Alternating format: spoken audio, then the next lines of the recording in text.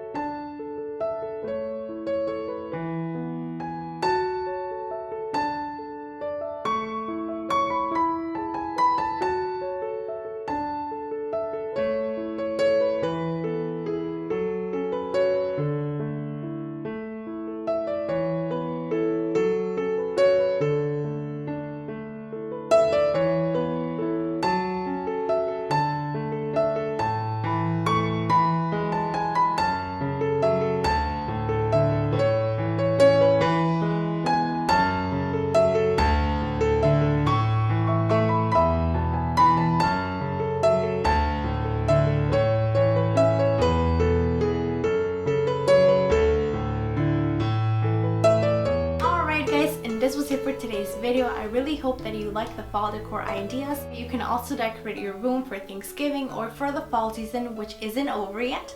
And this way your family members, when they come over for Thanksgiving, you can show them your room and how you decorated to celebrate Thanksgiving or to celebrate the fall season.